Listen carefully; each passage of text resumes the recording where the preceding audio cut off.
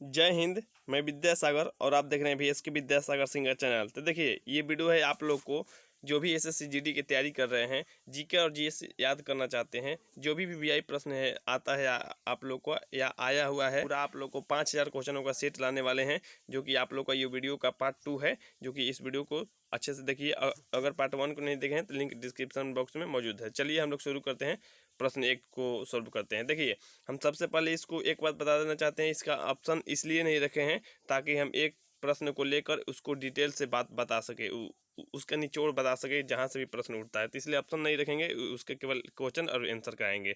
चलिए, ऑप्शन वाला भी वीडियो आएगा तो आप लोग वो भी देखते रहिएगा। चलिए, यहाँ पे आप लोग पहला प्रश्न देखिए, कौन सा तत्व सबसे कम सक्रिय है? सबसे कम सक्रिय है तो ये है आप लोग को सीसा, जिसको संकेत में Pb कहा जाता है। सीसा संकेत में Pb, ये कम अभिक्रियाशील है, यानी कहने का मतलब ये Pb हो जाएगा। और आप लोग का इसका परमाणु संख्या कहेगा तो ये 82 होता है, यानी 82 होता है, ठीक ना। और हाँ, अगर आप लोग को यहाँ सबसे कम कह रहा है, सबसे कम सक्रिय, और सबसे अधिक कह देगा तो सबसे अधिक कहेगा तो पोटेशियम हो जाएगा। पोटेशियम मतलब के याद रखिए आप लोग, पोटेशियम का के हो जाएगा, तो के से कैलियम होता है तो इसलिए के हो जाएगा।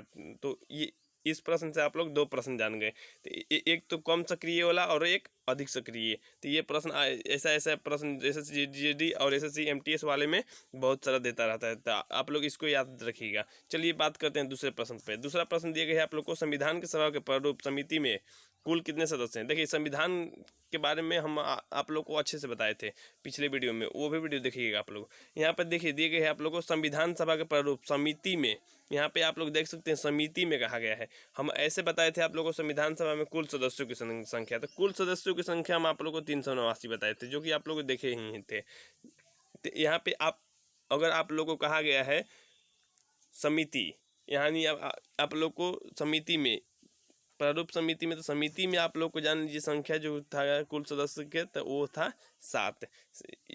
एक समिति में 7 सदस्य, ठीक ना। यानी आप लोग का दूसरा का जो हो जाएगा सही उत्तर 7। लेकिन अगर आप लोगों को कहेगा संविधान सभा के कुल सदस्यों की संख्या, तो कुल सदस्यों की संख्या हो जाएगा आप लोग को 389। आप लोग को इस तरह से भी प्रश्न पूछ सकता है, संविधान को लिखने में कितना समय लगा था? संविधान को लिखने में लगा था समय 2 वर्ष। 2 वर्ष आप लोग को 11 माह, उसके बाद आप लोग को 18 दिन लगा था। तो ये इसको याद रखिएगा, ठीक ना। संविधान को लिखने में 2 वर्ष 11 माह 18 दिन लगा था, जो कि पिछले वीडियो में भी इसको बताए थे। तो इसलिए हम बता रहे हैं आप लोग को, एक प्रश्न रहेगा आप लोग को, उस पर बहुत सारा क्वेश्चन को कराते चलेंगे। चलिए आप लोग को तीसरा प्रश्न देखते हैं। तीसरा कहा गया आप लोग को सबसे छोटा कोशिकीय अंग कौन सा है? देखिए, कोशिकीय अंग किसको कहते हैं? जैसे मान लीजिए ये कोशिका हो गया, कोशिका के अंदर बीच में केंद्रक होता है, और बाकी सब जो होता है केंद्रक द्रव्य होता है। केंद्रक द्रव्य जैसे लाइसोसोम, माइटोकॉन्ड्रिया, रसधानी, अंतःप्रद्रवी जालिका, गॉल्जिकाएँ, तारकाएँ, अन्य पदार्थ इसमें मौजूद होता है। तो आप लोग जान लीजिए, इसमें कहा गया है सबसे छोटा। तो सबसे छोटा है, जैसे मान लीजिए आप लोग सबसे छोटा में जाएंगे तो पहले अंतःप्रद्रवी जालिका जानेंगे। अंतःप्रद्रवी जालिका मतलब एंडोप्लाज्मिक रेटिकुलम, जिसको संकेत किया जाता है ER से। ER से एंडोप्लाज्मिक रेटिकुलम। तो एंडोप्लाज्मिक रेटिकुलम जो है आप लोग को इस तरह से होता है, ठीक। यहाँ से देखिए, यहाँ से चिकना होता है और यहाँ से खुरदरा होता है, यहाँ से खुरदरा, यानी आप लोग को इसको बोला जाता है, आप लोग अच्छे से समझ लीजिए, इसको बोला जाता है SER। बता रहे हैं आप लोग को, SER कहने का मतलब स्मूथ एंडोप्लाज्मिक रेटिकुलम। इसको जो खुरदरा है, यहाँ बिंदु बिंदु है दाने के समान। दाने के समान क्या है? दाने के समान है राइबोसोम। याद रखिए, दाने के समान जो है राइबोसोम है। तो इसको कहा जाता है RER, यानी rough endoplasmic reticulum. Rough endoplasmic reticulum यानी खुरदरी अंतःप्रद्रवी जालिका, हिंदी में कहेंगे इसको, कहेंगे चिकनी अंतःप्रद्रवी जालिका। तो ये जान लीजिए आप लोग को, ये जो बिंदु बिंदु यहाँ पे दिया गया है ना, यहाँ पे देख रहे हैं सब बिंदु बिंदु, तो बिंदु बिंदु है राइबोसोम।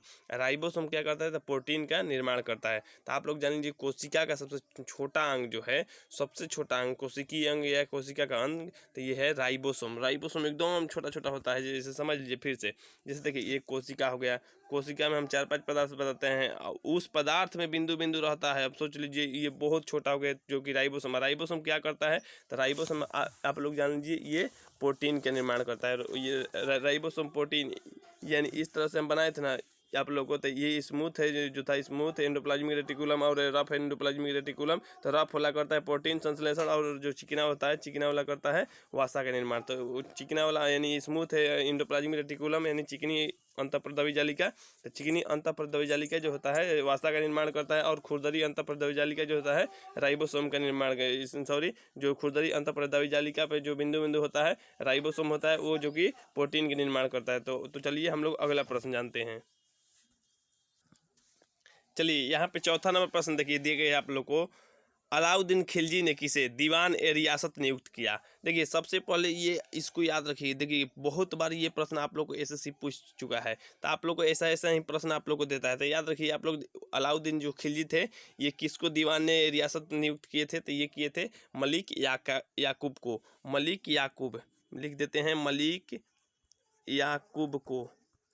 तो इसको याद रखिएगा आप लोग, मलिक याकूब। तो चलिए इसके बाद आप लोग 5वां प्रश्न देखते हैं। 5वां प्रश्न आप लोग को देखिए नीचे में दिया गया है आप लोग को, बेगम अख्तर गायन की किस विद्या से संबंध है। देखिए ये किस माने ये जो गायन करते थे तो मतलब किस विद्या से, तो ये थे गजल गायन, गजल गायकी से संबंधित है। यानी आप लोग को इसका आंसर जो हो जाएगा आप लोग को सही गजल गायकी, जो कि 5वां का आप लोग को जान लीजिए गजल गायकी। चलिए 6वां देखते हैं। 6वां कह रहा है एक प्रकाश वर्ष में कितनी दूरी के बराबर होता है। देखिए तो एक प्रकाश वर्ष जो होता है कितनी दूरी के, तो इसको किलोमीटर में व्यक्त करेंगे तो 9.46 गुने 10⁻12 किलोमीटर होता है। तो ये इसको याद रखिएगा आप लोग को, एक प्रकाश वर्ष बराबर होता है 9.46 गुने 10⁻12 किलोमीटर, ठीक ना।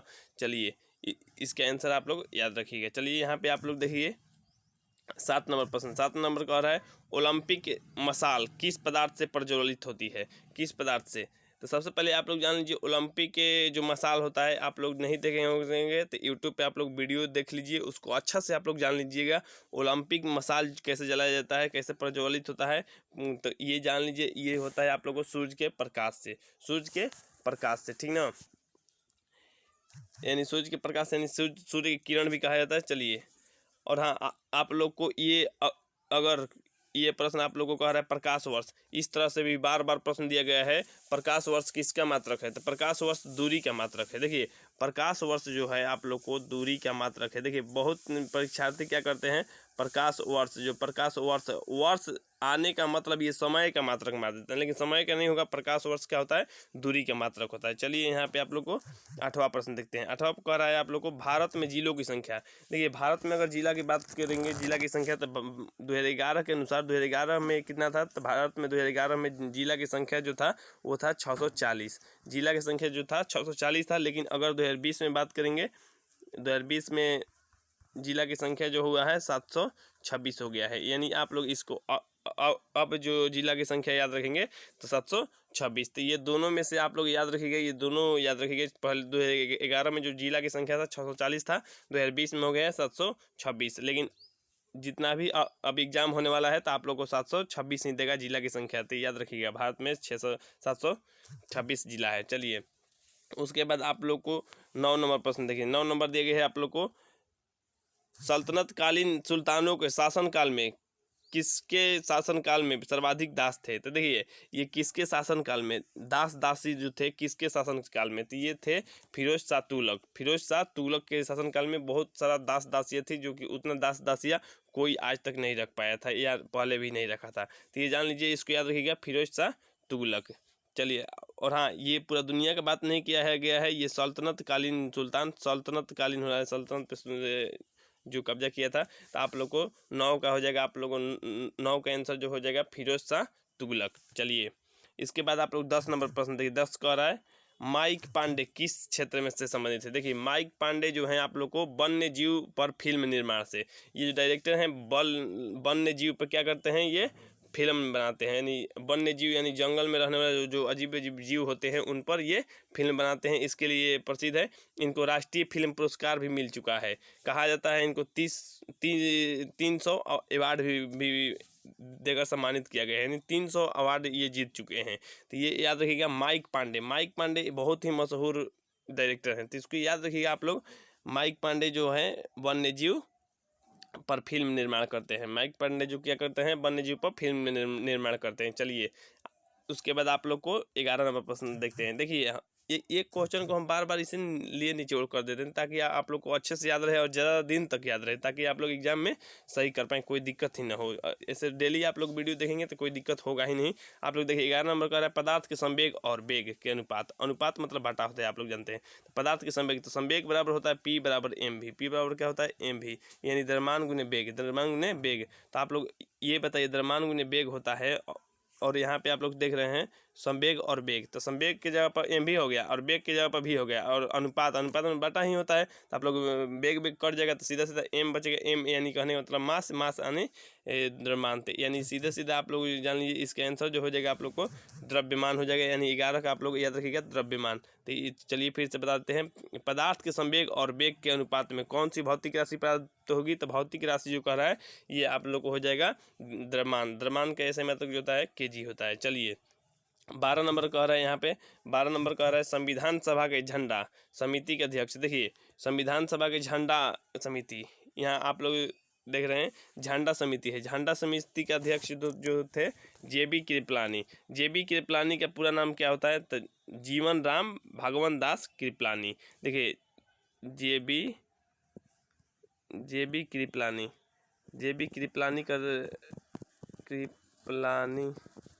इस तरह से हो जाता है। तो JB कृपलानी जो है आप लोग को, तो JB तो यानी जे से क्या हो जाता है, तो जे से होता है जीवन राम, अच्छा ये बी, तो बी से हो जाता है भगवान दास, ठीक ना। उसके बाद आप लोग कृपलानी, तो याद रखिए JB कृपलानी का पूरा नाम होता है जीवन राम भगवान दास कृपलानी। हालांकि ये प्रश्न आप लोग को नहीं देगा, ये प्रश्न इस तरह से देगा जैसे प्रश्न इसमें दिया गया है, कहेगा संविधान सभा के झंडा समिति के अध्यक्ष, बस इतना ही देगा, पूरा नाम नहीं देगा। तो इसको याद रखना है JB कृपलानी, यानी आप लोग सीधे से 12 का आंसर हो जाएगा आप लोग को JB कृपलानी। चलिए 13 नंबर पर बात करते हैं। 13 नंबर यहाँ पे देखिए दिए गए हैं आप लोग को, लोहा एवं गंधक का मिश्रण कौन सा मिश्रण है। तो देखिए लोहा और गंधक मिलाएंगे तो ये आप लोग को असमांग मिश्रण होगा। असमांग मिश्रण, देखिए समांग मिश्रण जो होता है असमांग मिश्रण हो जाएगा, असमांग मिश्रण। चलिए समांग मिश्रण करेंगे तो आप लोग दूध और पानी को मिला दीजिए, यानी मिल जाएगा पूरा तरह से, तो समांग मिश्रण। नहीं मिलेगा तो असमांग मिश्रण। तो बताइए ये लोहा और गंधक कभी नहीं मिलेंगे, नहीं मिलेंगे, मतलब मिलेंगे पूरा तरह से नहीं मिलेंगे, तो ये असमांग मिश्रण हो जाएगा, जो कि आप लोग को 13 का असमांग मिश्रण हो गया। चलिए 14 देखिए, 14 यहाँ पे कह रहा है औरंगजेब ने शिवाजी के विरुद्ध औरंगजेब जो थे शिवाजी के विरुद्ध किसे दक्कन के सूबेदार बनाकर भेजे थे, यानी किसको, तो दक्कन के सूबेदार किसको बना के भेजे थे, तो ये भेजे थे शाइस्ता खां को। शाइस्ता खां को, जो औरंगजेब थे शाइस्ता खां को भेजे थे शिवाजी के दक्कन के सूबेदार बना के। चलिए यहाँ पे आप लोग देखिए 14 का तो आप लोग को हो जाएगा शाइस्ता खां। चलिए आप लोग यहाँ पे देखिए 15 नंबर, 15 कह रहा है यहूदी मेनुहीन किस वाद्य यंत्र के प्रमुख वादक थे। यहूदी मेनुहीन जो थे आप लोग नहीं जानते तो वायलिन बजाते थे। क्या बजाते थे, वायलिन। ये वाद्य यंत्र ही मतलब वाद्य यंत्र के लिए ही प्रसिद्ध थे, लेकिन वायलिन के लिए प्रसिद्ध थे, तो इसलिए आप लोग 15 का आंसर हो जाएगा आप लोग को वायलिन। चलिए यहाँ पे 16 नंबर देख सकते हैं। 16 नंबर कह रहा है सूर्य के अपेक्षा के ठंडे भाग, देखिए ठंडे भाग जिसका तापमान 1500, अब सोचिए सूर्य का जो सबसे ठंडा वाला भाग है उसका 1500 डिग्री सेल्सियस है, जो कि ये भी बहुत ज़्यादा तापमान है। तो हालांकि सूर्य में बहुत सारा तापमान है आप लोग जानते हैं, तो जो तापमान है 1500 डिग्री सेल्सियस होता है, ठीक। तो ये क्या कहलाता है, तो इसको क्या कहे यहाँ पे देख सकते हैं क्या कहलाता है, तो ये कहलाता है आप लोग को सौर कलंक। यहाँ पे जान लीजिए सौर कलंक, सौर कलंक, सौर कलंक, इसका सही उत्तर हो जाएगा सौर कलंक।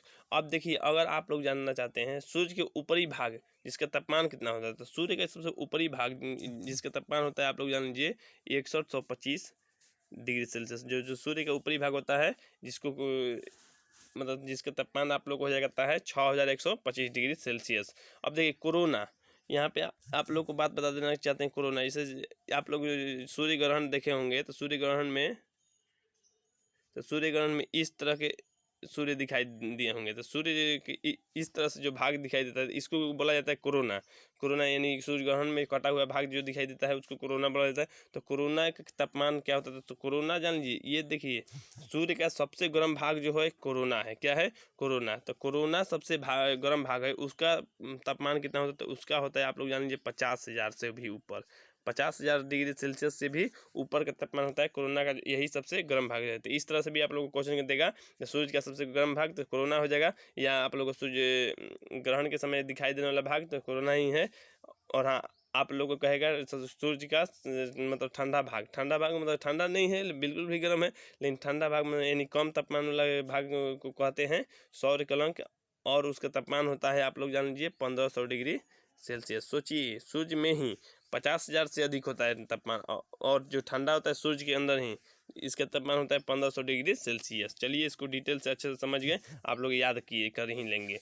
चलिए इसके बाद 17 प्रश्न देखते हैं। 17 नंबर कह रहा है विश्व में सर्वप्रथम किस अंग का प्रत्यारोपण संभव है। प्रत्यारोपण यानी बदला जा सकता है, यानी चेंज किया जा सकता है। तो ये है आप लोग को हार्ट यानी आप लोग को हो जाएगा दिल, यानी दिल जो है आप लोग को बदला जा सकता है, यानी यकृत नहीं, हृदय जो है चेंज किया जा सकता है, यानी आप लोग को प्रत्यारोपण किया जा सकता है। तो यानी 17 का। और हाँ, यहाँ पे सर्वप्रथम कहा गया है। अब तो बहुत सारा चीज़ बदल दिया जा रहा है, चेंज हो जा रहा है। तो यहाँ पे देख सकते हैं विश्व में सर्वप्रथम कहा गया था, इसलिए सबसे पहले क्या चेंज किया गया था, तो हृदय ही चेंज किया गया था मनुष्य के। ठीक, चलिए यहाँ पे आप लोग 17 का हो गया आंसर। 17 के बाद 18 देखिए। 18 का जनगणना की तर्ज पर मृत्यु गणना। देखिए जनगणना के तर्ज पे मृत्यु गणना, देखिए जैसे मान लीजिए जनगणना होता है तो जनगणना के तर्ज पे मृत्यु गणना भी जांच किया जाता है। जैसे मान लीजिए इसे 100 व्यक्ति में से प्रति वर्ष मतलब कितने लोग मर रहे हैं, या मतलब कितने वर्षों पे, तो ये मृत्यु गणना भी जांच किया जाता है, तभी तो दिखाया जाएगा। तो भारत का मृत्यु दर कितना है, ये सब कितना है, जो भी आंकड़ा दिखाते हैं तो ये मृत्यु गणना के द्वारा ही पता चलता है। तो मृत्यु गणना सबसे पहला मतलब राज्य कौन सा है मृत्यु गणना में, तो मृत्यु गणना में कर्नाटक है। मृत्यु गणना में कौन सा है, कर्नाटक है। तो यहाँ पे साफ साफ देख रहे हैं 18 नंबर का रहा था जनगणना के तर्ज पर मृत्यु गणना वाला पहला राज्य, तो मृत्यु गणना वाला पहला राज्य जो है आप लोग को कर्नाटक हो जाएगा। चलिए यहाँ पे आप लोग 19 नंबर देखिए। 19 कह रहा है आप लोग को किस मुगल बादशाह ने वसीयत लिखकर अपने पुत्रों को यह निर्देश दिया था कि वे असद खां को वजीर बनाए यानी गिरफ्तार कर लेना, यानी कहने का मतलब आप लोग असद खां को वजीर बनाना था, यानी आप लोग को ये मुगल बादशाह कहे थे। तो यानी कह रहा था किस बादशाह, उस बादशाह को नाम बताइए, तो उस बादशाह का नाम था औरंगजेब। इसको याद रखिएगा, औरंगजेब इसको याद रखिएगा, इसको भूलिएगा मत। चलिए क्योंकि एसएससी में ऐसा प्रश्न आप लोग को दिया गया है पहले भी। चलिए यहाँ पे देखिए दिए गए आप लोग को व्हिटनी ह्यूस्टन किस क्षेत्र से संबंधित है। व्हिटनी ह्यूस्टन जो थे ये पॉप गायकी थे, यानी पॉप गायकी हो जाएगा। तो आप लोग इसका आंसर, आप लोग 20 का आंसर जान लीजिए पॉप गायकी। चलिए ये वीडियो आपको अच्छा लगा हो तो लाइक कर दीजिए, मेरे चैनल को सब्सक्राइब नहीं किए सब्सक्राइब करके बेल आइकन दबा लीजिए। और हाँ, आप लोग को एसएससी और एमटीएस की तैयारी करना चाहते हैं तो आप लोग मेरा पूरा वीडियो देखते रहिएगा, जिसका प्ले लिस्ट भी बन चुका है। तो चलिए आप लोग मिलते हैं अगले वीडियो में, तब तक जय हिंद, जय भारत, वंदे मातरम।